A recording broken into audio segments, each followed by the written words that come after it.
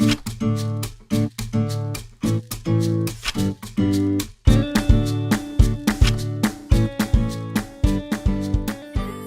여러분 안녕하세요. 배준영 목사입니다. 오늘도 리딩 지저스 우리 Q&A 하겠는데요.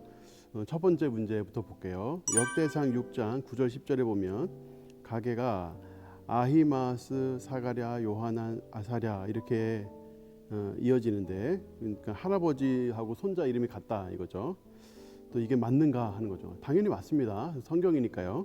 그리고 또 11절 12절에 계속하는 가게를 보면 또 아사랴가 또 나온다 하는 거고, 또 몇 대 지나서 또 아사랴가 또 나온다 하는 그런 이야기입니다. 질문들의 질문이 굉장히 긴데 사람 이름이 많이 나오는데, 그러니까 이제 자꾸 이름이 반복이 된다 하는 거고요.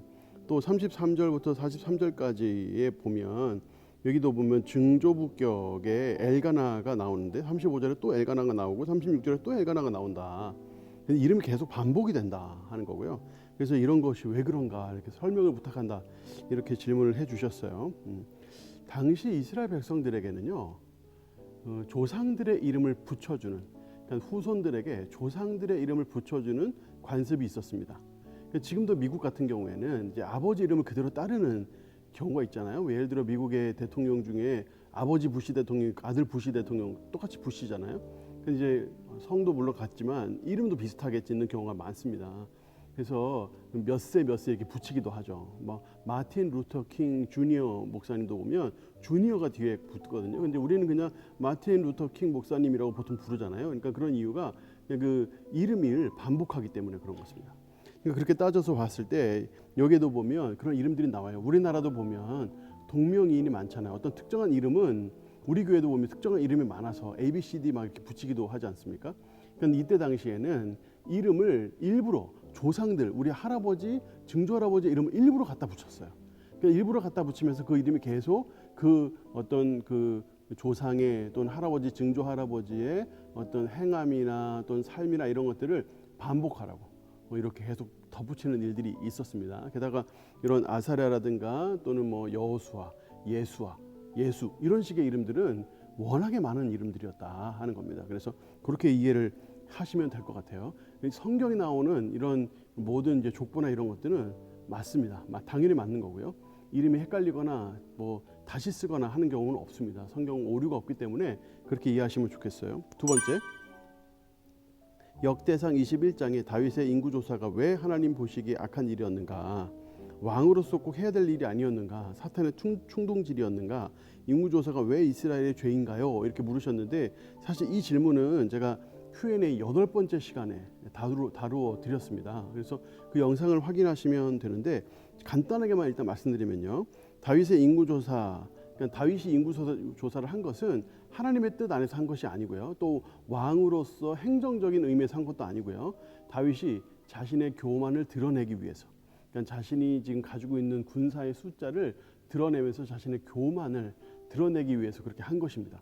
그래서 하나님 앞에 큰 죄였고요, 하나님은 교만을 아주 싫어하시니까요.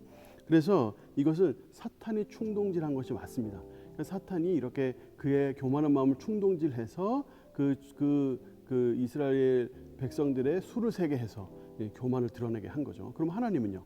하나님은 그 마음에 이미 다윗의 마음에 교만이 가득 차다 하는 것을 알고 계셨고요. 그래서 그 다윗이 자신의 교만한 마음을 드러낼 수 있도록 주님께서 내버려 두셨어요.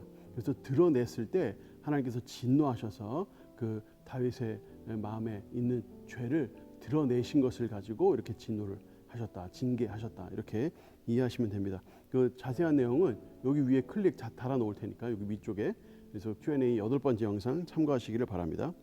3번, 전쟁은 하나님께 속한 것이고 피를 흘림도 여호와께 속한 것인데도 불구하고 성전 건축을 무척이나 사모했던 다윗에게 하나님께서는 피를 많이 흘리게 했다는 이유로 못하게 막으시고 솔로몬에 의해 완성된 까닭이 무엇인지요? 그러니까 사람을 많이 죽여 정결하지 못함 때문인가요?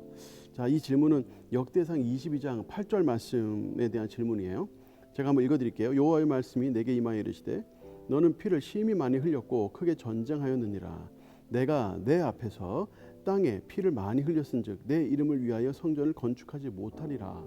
이렇게 기록을 하고 있습니다. 우선 우리가 좀 오해하지 말아야 될 것이 있는데, 다윗이 성전을 못 짓는 이유는 다윗이 피를 많이 흘렸기 때문에 징벌적으로 성전을 못 짓게 된 것이 아니다 하는 겁니다. 징벌적인 이유가 아닙니다. 제가 지난번 영상에도 말씀드렸습니다만 역대상 역대하, 그러니까 역대기의 특징이 있어요. 역대기의 특징은 다윗 왕조를 부각시키는 겁니다. 그래서 다윗 왕조가 잘한 것들을 특별히 부각을 시키거든요. 그래서 다윗 왕조가 하나님의 왕조고 영원할 것이다, 이것을 강조하기 위해서 역대상 역대하를 기록을 했어요. 그러니까 다윗에 대한 좋은 내용들을 기록을 했습니다. 안 좋은 내용들은 일부러 뺐어요. 그럼 뭐 예를 들어서 밧세바 사건이 가장 대표적이죠. 밧세바 사건을 뺐습니다. 전혀 기록하지 않고 있어요. 이런 것들을 보면 역대상은 기본적으로 다윗 왕조를 높이기 위해서, 다윗 왕조의 그 역사성을 강조하기 위해서 기록된 것이다. 그러니까 나쁜 내용을 기록할 리가 없습니다. 그러니까 그런 측면에서 다윗이 피를 많이 흘렸으므로, 네가 많은 죄를 지었으므로 너는 성전을 못 짓는다 하는 징벌적인 뜻이 아니다 하는 겁니다. 그럼 뭘까? 피를 많이 흘려서 징벌적이라보다는 다윗의 사명이 그것이 아니었다, 이렇게 봐야 돼요. 다윗이 맡겨진 사명은 성전을 짓는 것이 아니었다. 그의 사명은 성전을 준비하는 것까지였다 하는 건데, 그 다음 절 역대상 22장 9절 말씀을 보면 이 8절 말씀 9절 말씀이 약간 이제 대비된다는 것을 아실 수 있어요. 보라, 한 아들이 내게서 나리니 그는 온순한 사람이라. 내가 그로 주변 모든 대적에게서 평온을 얻게 하리라. 그의 이름을 솔로몬이라 하리니 이는 내가 그의 생전에 평안과 안일함을 이스라엘에게 줄 것임이라. 계속 반복되는 말이 있죠. 온순하다, 평온하다, 평안하다, 안일하다. 그럼 반대로 다윗 시대는요. 다윗 시대는 전쟁이 없으면 안 되는 시대였어요. 국경을 방비하고 또 나라의 국방을 제대로 세워야 되는 때였어요. 끊임없이 외세들이 침략을 해왔기 때문에 이 다윗은 이스라엘을 지키기 위해서 끊임없이 전쟁을 해야만 했어요. 그 다윗은 그 전쟁을, 무수한 전쟁을 이겨서 이 나라의 기틀을 세운 사람이죠. 그런 측면에서 다윗은 훌륭한 일을 했어요. 다만 다윗의 시대에는 성전을 짓기 위한 사명의 시대는 아니었어요. 물론 다윗이 원했지만 원한다고 다 할 수 있는 건 아닙니다.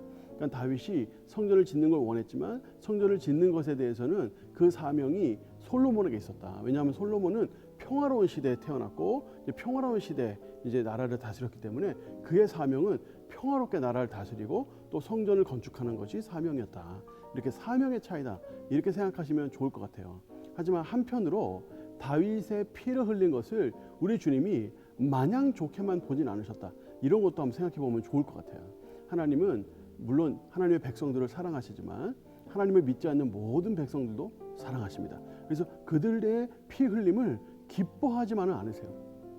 물론 악을 하나님께서 처단하시고 악을 없애고 하는 것이 선하신 하나님의 당연한 일이지만, 그렇다고 해서 그들을 피 흘려 죽이는 것을 기뻐하시진 않는다. 그래서 믿지 않는 사람이든 믿는 사람이든 하나님이 동일하게 사랑을 하시잖아요. 뭐 예를 들어서 햇빛을 내리신다든가 공기를 주신다든가 물을 주신다든가 비를 내리신다든가 또 노력하면 뭔가 이루게 하신다든가, 이런 것들은 일반적으로 주시는 하나님의 은총이에요. 이걸 우리가 일반 은총이라고 부르죠. 그러니까 그런 측면에서 하나님은 모든 백성들을 사랑하신다 하는 것도 같이 생각하면 좋을 것 같습니다. 자, 네 번째 질문. 목사님, 창세기 때 질문 드렸어야 했는데 그때 놓치고 역대상에서 족보가 나오니 다시 생각나서 질문 드립니다. 아브라함이 하갈에게 낳은 이스마엘이 이슬람교의 시조라고 하는 말을 들었는데 사실인가요? 아주 좋은 질문인데요. 이슬람에서 주장하는 이슬람의 기원이 이스마엘입니다. 그러니까 정확하게 말하면 이런 거예요. 기독교의 주장이 아니라 이슬람의 주장이다, 이렇게 이해를 하셔야 돼요. 이슬람에서는 아담과 하와를 포함해서 그 아브라함, 뭐 이삭, 야곱, 이런 사람들이 다 여호와 하나님이 아니라 알라 신을 섬겼다고 주장을 합니다. 꾸란에 보면, 꾸란에, 그러니까 이슬람 경전이죠. 코란이라고도 부르는데 보통 그들은 꾸란이라고 하더라고요.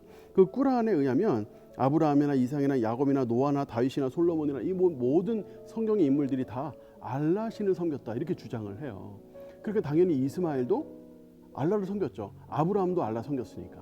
그러니까 그렇게 주장을 하는 겁니다. 그래서 이스마엘이 알라를 섬겼다, 이렇게 주장을 하다 보니까 이제 그런 말들이 나오는 거예요. 당연히 우리는 동의할 수 없죠. 그 근거로 우선 꾸란에 나오는 아브라함, 그러니까 아브라함과 같은 인물로 여기는 이브라임이 있어요. 이브라임. 이게 꾸란에 나오는 이름이거든요. 그러니까 이브라임과 성경의 아브라함이 동일 인물이다. 이렇게 이제 이슬람 무슬림들은 그렇게 이제 주장을 하죠. 근데 그러냐? 성경에 보면 아브라함의 아버지 이름이 누군지 아세요? 아브라함의 아버지 이름이 데라거든요. 데라.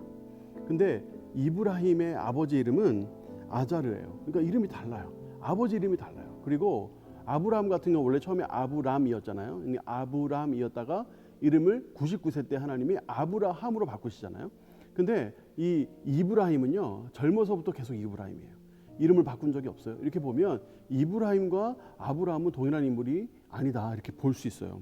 그러니까 이 경전에서 말하는 것처럼 이 경전의 선상에서 아브라함도 알라를 섬겼고 그의 아들들 이삭, 이스마엘 다 알라를 섬겼다, 이런 주장인데, 이런 주장은 우리의 생각과는 다릅니다. 우리의 믿음과는 당연히 다르죠. 물론 이스마엘의 후손 중에서 이제 창세기 25장 12절부터 18절에 보면 이제 이스마엘의 후손들이 쭉 나오거든요. 그러니까 이스마엘의 후손들이 보통 어디 살았냐면 리비아, 뭐 레바논, 요르단, 아라비아, 뭐 이라크 이런 등지에 흩어져 살았어요. 그러니까 그 흩어져 산 사람들 중에 나중에 무하마드를 통하여 시작된 이 이슬람교를 그들이 믿었을 수는 있죠. 그렇다고 해서 이스마엘이 이슬람교를 이미 믿고 있었다라고 보기는 어려워요. 그러니까 그런 부분에 대해서 이렇게 이해하시면 좋을 것 같아요. 그러니까 오히려 반대로 아랍 사람들 중에, 그러니까 흩어져 있었던 뭐 리비아, 뭐 레바논, 이라크 이렇게 흩어진 사람들 중에 일부가 알라신을 믿었지, 애초에 이스마엘은 하나님 여호와를 믿었다라고 보는 것이 성경적으로 맞습니다. 자, 여기서 돌발 퀴즈 하나 드릴 건데, 자, 여기 돌발 퀴즈에 대해서 여러분 답을 하시고 밑에 댓글로 달아주시면 추첨을 통해서 퀴즈 맞히신 분 중에 한 분에게 제가 상을 드리고요. 그리고 솔로몬이라는 이름으로 삼행시를 재미있게 지어주신 분에 한해서 또 선물 하나를 드리도록 하겠습니다. 자, 돌발 퀴즈는 이겁니다. 솔로몬이 성전과 왕궁을 몇 년 만에 완공했을까요? 자, 성전과 왕궁입니다. 성전과 왕궁을 모두 다 완공한 그 세월이 몇 년인가 하는 것을 써주시면 됩니다. 그리고 솔로몬으로 삼행시도 적어주세요. 자, 마지막 5번째 문제입니다. 역대하 4장 3절과 4절에 여호와께 제사를 드리기 위해 제단을 만드는데 제단의 바다의 가장자리 아래에 소 형상 10마리가 주위에 둘러있고 그 바다를 놋새 황소 12마리가 바친다고 하는데, 소, 황소 이게 마음에 걸린대요. 출애굽기에 이스라엘 백성들은 금송아지를 하나님이라고 잘못 생각하기도 했으니까요. 역대하 4장 3절 4절에 어떤 의미가 있는 구절인가요? 이렇게 질문을 주셨습니다. 한번 읽는 게 좋을 것 같아요. 역대하 4장 2절부터 한번 읽을게요. 또 놋을 부어 바다를 만들었으니, 그런데 놋을 부어 바다를 만들었다는 말은 바다는 물두멍을 말합니다. 물두멍. 그러니까 물을 담아 넣는 둥근 대야 같은 거예요. 대야. 근데 그 대야가 왜 필요하냐면 이 제사장들이 성막에, 그러니까 성소와 지성소에 들어가기 전에 손과 발을 씻는 곳입니다. 손과 발을 깨끗하게 씻고 이제 성전으로 들어가는 거예요.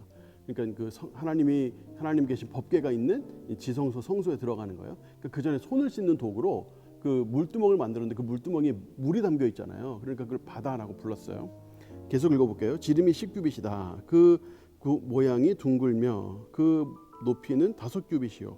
주위는 30규빗. 길이에 줄을 두를만 하며 그 가장자리 아래에는 돌아가며 소 형상이 있는데 각 규빗에 소가 10마리씩 있어 바다 주위에 둘렀으니. 자, 보세요. 가장자리마다 돌아가면서 소 형상이 있는데 각 규빗에 소 10마리씩 있다. 여러분 이거 상상이 되세요? 규빗이면 보통 이제 손끝에서 이제 우리 여기 팔꿈치 정도까지인데 45cm 또는 50cm 또는 40에서 50 정도 사이로 보거든요.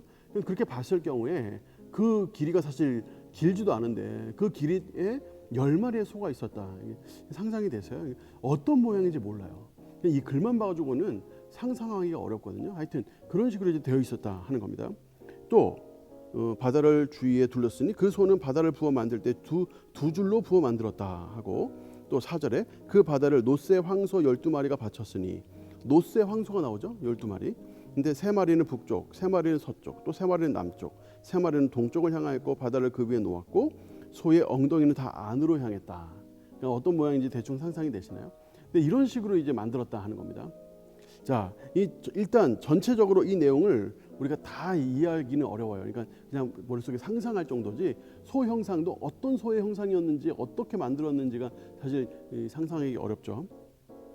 우선 알 수 있는 것은 우선 소가 물두멍을 받치고 있었다 하는 겁니다. 그러니까 이것을 만약에 이스라엘 백성들이 소를 숭배하려는 목적으로 소를 만들었다면 물두멍을 받치도록 만들진 않았겠죠. 그럼 물두멍 위에 있었겠죠, 오히려. 그리고 물두멍 위에 높게 있어서 경배에 가끔 했겠죠. 근데 지금 물두멍을 밑에서 받치도록 했잖아요. 그리고 물두멍은 제사장이 손과 발을 씻는 곳이잖아요. 손과 발을 씻는 대야잖아, 대야. 그러니까 대야를 받치고 있었다 하는 부분에 있어서 이 소를 숭배하기 위해서 만든 것은 아닐 것이다. 이렇게 일단 생각할 수 있어요. 근데 왜 하필이면 소냐? 이스라엘 백성들이 하나님께 제사를 드릴 때 가장 좋은 제물이 소였습니다. 소. 가장 비싸고 가장 크고 가장 좋은 제물 소였어요. 그래서 당시에 예를 들어 온 회중이 죄를 범했다. 그럼 소로 하나님께 제사를 드려야 됐고, 또 제사장이 죄를 범했다. 그럼 소로 제사를 지내야 했어요. 그러니까 이 소라는 것은 가장 중요하고 가장 최고의 예배고 또 가장 비싼 하나님께 드리는 이 예배에 쓰이는 제물이었다 하는 겁니다. 그러니까 제사장이 손을 씻을 때 이제 소로 받쳐진 물동 위에서 씻는다는 말은 이 우상을 섬긴다는 뜻이라기보다는 주님께 최고의 예배를 드려야 한다. 최고의 제물이 되어야 한다. 내 제사장들도 주님께 소와 같은 최고의 예물이 되어야 된다. 이런 의미에서 소를 새기지 않았을까 하는 생각을 합니다. 그래서 일단 물두멍을 받치고 있었기 때문에 그렇게 걱정은 안 하셔도 돼요. 그게 우상을 섬기고자 하는 것이 아니었을 테니까요. 그래서 그건 그렇게 이해하시면 좋겠고, 좋은 예물로 최고의 예배를 드리자 이런 의미에서 아마 소를 그 밑에 새겨놓지 않았을까 이런 생각이 듭니다. 자, 오늘도 제가 참 공부를 많이 할 수밖에 없었어요. 좋은 질문들이 많았기 때문에 제가 이렇게 공부를 많이 했는데 여러분 이렇게 많이 보내주세요. 좀 힘들긴 한데 열심히 해보겠습니다. 네. 그래서 여러분들이 질문을 많이 주시면 저도 공부를 많이 하고 해서 좋으니까 여러분 많이 올려주시고, 또 리딩 지저스 열심히 해주시고 중간에 포기하지 마시고 돌발 퀴즈 해주시고 삼행시도 많이 올려주세요. 네, 감사합니다. 다음에 뵙겠습니다.